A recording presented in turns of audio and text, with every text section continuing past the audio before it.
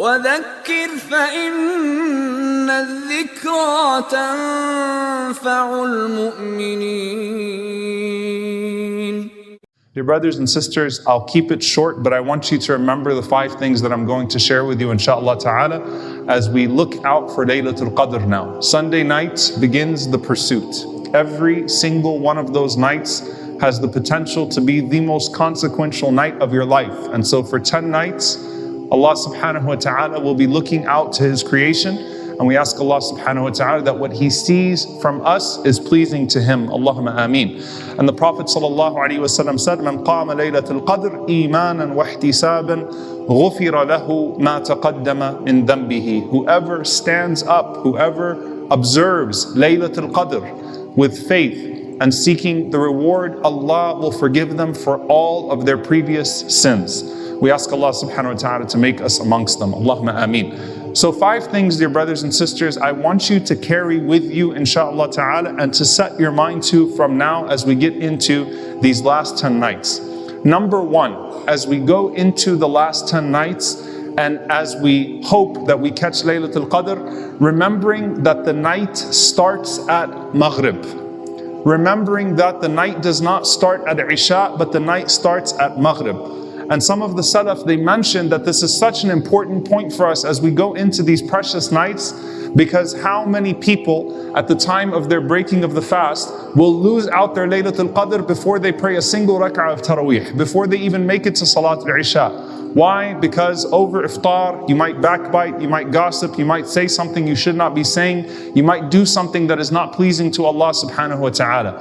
And Ibn Qudama rahimahullah ta'ala said, and most of the people lose it in its early part of the night. May Allah subhanahu wa ta'ala protect us. Most of the people lose it in the early part of its night. It could be one comment that's made at the dinner table, one comment on your way, one joke that is told that should not be told in those nights, and of course should not be told at any part of the night. But it starts at Salatul Maghrib. And when Allah subhanahu wa ta'ala says, تَتَجَافَى جُنُوبُهُمْ عَنِ الْمَضَاجِعِ يَدْعُونَ رَبَّهُمْ خَوْفًا وَطَمَعًا, that they forsake their beds, seeking Allah subhanahu wa ta'ala's reward, fighting with their sides.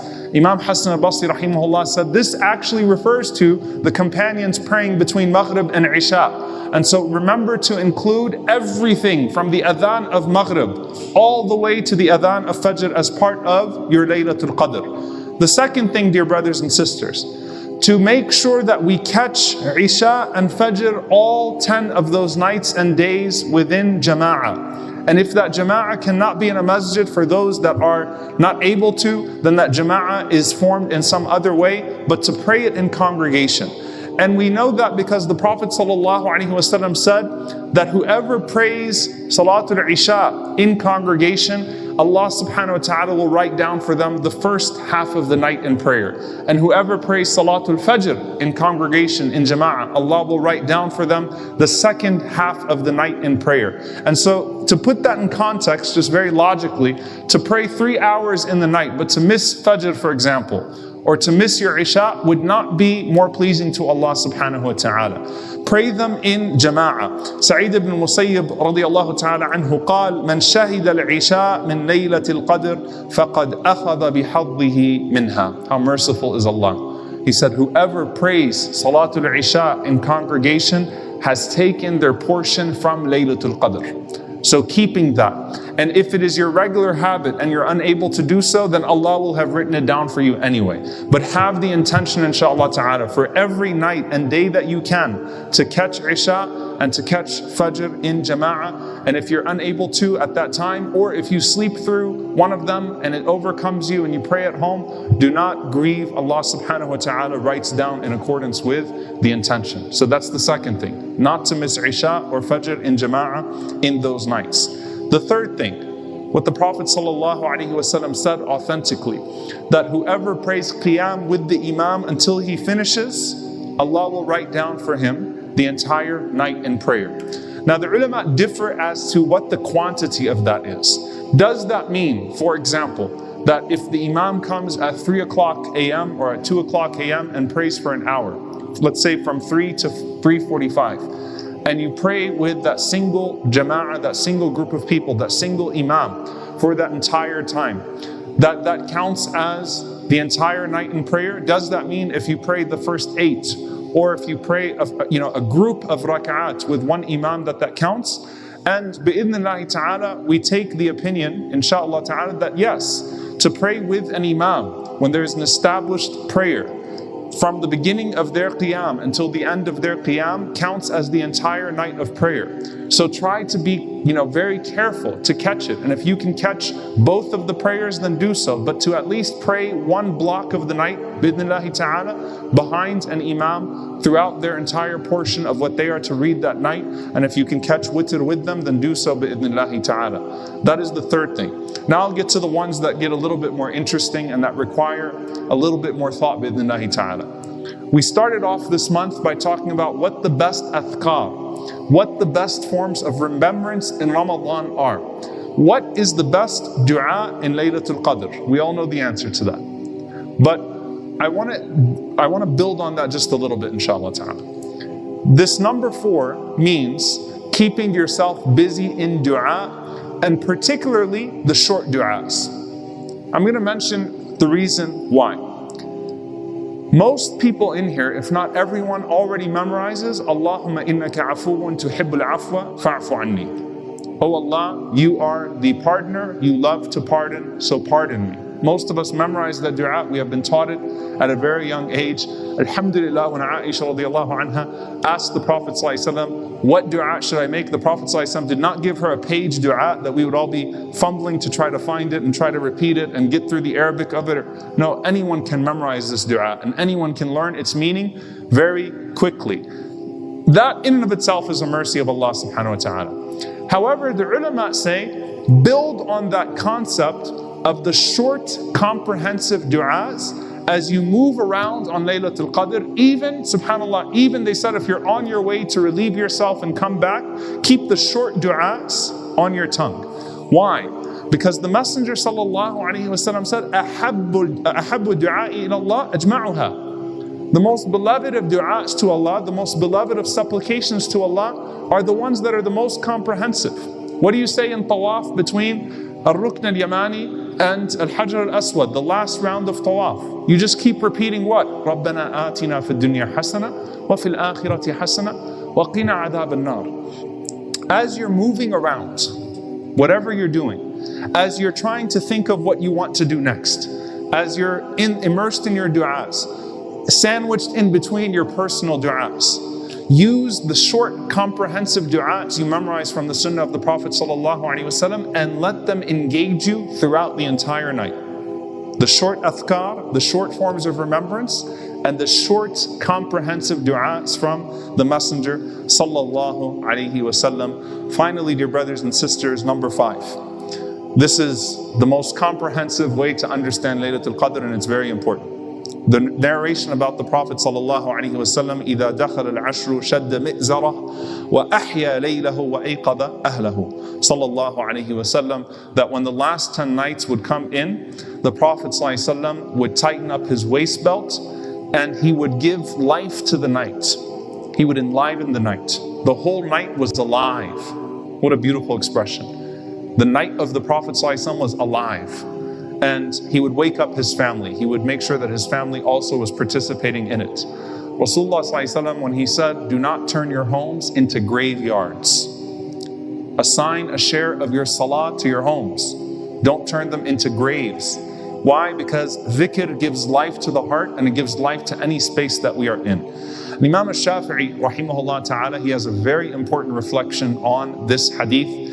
He says that when you look at the companions of the Prophet ﷺ, some of them preferred to spend the night in praying. Some of them preferred to spend the night in Qur'at al-Qur'an, in the recitation of the Qur'an. Some of them preferred to spend the night in dua. Some of them preferred to spend the night distributing their sadaqat. Each one of them had a regimen, and they weren't all the same.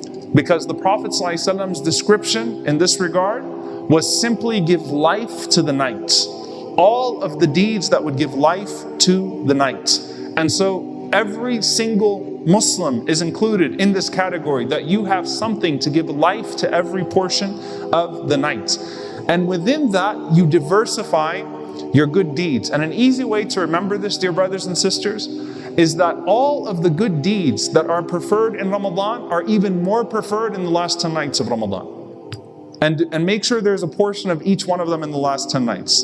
This is what Imam al-Nawawi rahimahullah ta'ala said.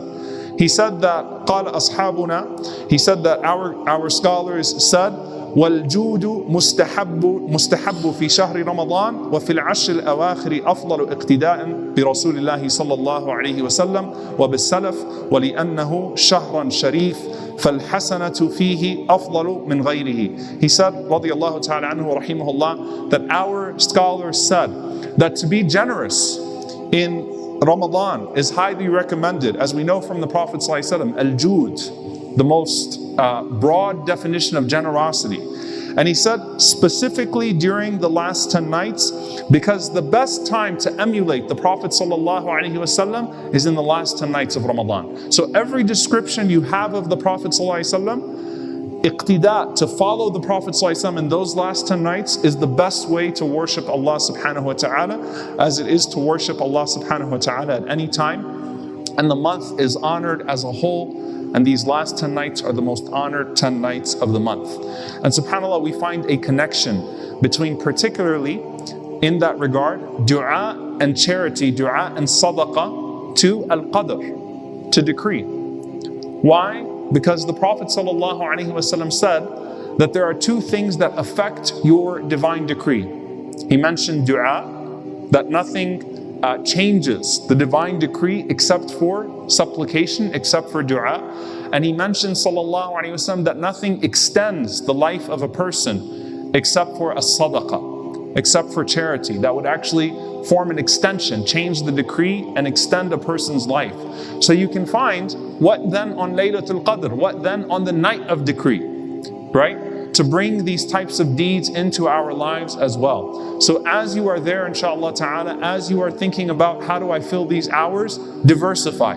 Keep going between these things and know that you are following the Salaf in some way. One of the companions has a night that resembles the one that you do, or you hope that your night resembles one of the Sahaba in the portions that you are assigning, because they were all different in that regard, but all of them were exerting themselves all 10 nights of Ramadan, giving life to the night in obedience to the Prophet ﷺ and in seeking the pleasure of Allah. Lastly, the most simple form of advice. What is the point of i'tikaf if you're still connected to everybody and everything in i'tikaf? A person could be sitting in the masjid all night long, would have their phone and still be checking groups and still be going on different apps and still talking to people, and they are in less i'tikaf than a person who's sitting in their bedroom but has put their phone to the side. I'm not talking about the technical specs of it, I'm talking about the meaningful part of it. The whole point is seclusion. So even if you can't do i'tikaf, and obviously we have restrictions this year in regards to how we would do i'tikaf. Even if you can't physically do i'tikaf, do not leave room for yourself to get lost in something during the last 10 nights. So if I could take an oath in Jum'ah, I would from each and every single one of you. No social media, no WhatsApp, no text messages, no nothing, except of course if you're texting someone from your family or something just to get something done. None of that during the last 10 nights. When the time of Maghrib comes in, put it aside. I'm not going to check anything, I'm not going to go to anything, because Allah knows that 1 minute turns quickly into 30 minutes, and then that one conversation quickly turns into 10 sayyat, 10 sins. Be careful. Cut it all off in the last 10 nights. Rasulullah ﷺ went in complete i'tikaf in the last 10 nights. Let's try to cut it all off, inshaAllah, and only maintain what is necessary so that we are able to communicate with our family, bi'idhnillahi ta'ala, or communicate in ways that need to be communicated, inshaAllah ta'ala. But cut it all off and don't leave even an inch of it to corrupt any one of those precious 10 nights. Remember, subhanAllah, Laylatul Qadr, the night of Laylatul Qadr, was lost because the Prophet ﷺ came out and he saw two companions that were arguing. And Allah subhanahu wa ta'ala rafa'aha, Allah Azza wa Jal lifted it from the Prophet ﷺ and the companions because of two people that were arguing. Do not be that person, subhanAllah, where the angels are on their way to you and then you quickly do something and they leave you. Don't do that. May Allah subhanahu wa ta'ala allow us to isolate our hearts, seclude our hearts, our thoughts, our bodies, our tongues, everything from that which is displeasing to Allah. May Allah subhanahu wa ta'ala allow us to engage in that which is pleasing to Allah. SubhanAllah, dear brothers and sisters, just like with Hajj, la rafatha wa la fusuqa wa la jidala fil Hajj, it's don't do anything to mess it up. Don't do anything to mess up Arafah. The same thing is true. Don't do anything to mess up your Laylatul Qadr. May Allah protect us from doing so, and may Allah allow us to exert ourselves and connect with Him in a way that gives us a lifetime of good deeds and gives us a lifetime of consciousness and taqwa of Allah subhanahu wa ta'ala, so that we rise to the level of ihsan, rise to the level of excellence, and be amongst His most pleasing servants. Allahumma ameen. أقول قولي هذا وأستغفر الله لي ولكم ولسائر المسلمين فاستغفروا إنه هو الغفور الرحيم. الحمد لله والصلاة والسلام على رسول الله وعلى آله وصحبه ومن والاه. اللهم اغفر للمؤمنين والمؤمنات والمسلمين والمسلمات الأحياء منهم والأموات إنك سميع قريب مجيب الدعوات. اللهم اغفر لنا وارحمنا واعف عنا ولا تعذبنا. ربنا ظلمنا أنفسنا وإن لم تغفر لنا وترحمنا لنكونن من الخاسرين. لا إله إلا أنت سبحانك إنا كنا من الظالمين. اللهم إنك عفو كريم تحب العفو فاعف عنا. اللهم اغفر لوالدينا رب ارحمهما كما ربونا صغارا. ربنا هب لنا من أزواجنا وذرياتنا قرة أعين واجعلنا للمتقين إماما. اللهم انصر إخواننا المستضعفين في مشارق الأرض ومغاربها. اللهم أصلح أحوال إخواننا المنكوبين في كل مكان. اللهم عليك بالظالمين في كل مكان. اللهم أهلك الظالمين بالظالمين وأخرجنا وإخواننا من بينهم سالمين. عباد الله، إن الله يأمر بالعدل والإحسان وإيتاء ذي القربى وينهى عن الفحشاء والمنكر والبغي يعظكم لعلكم تذكرون. فاذكروا الله يذكركم واشكروه على النعماء يزد لكم ولذكر الله أكبر والله يعلم ما تصنعون. وأقم الصلاة.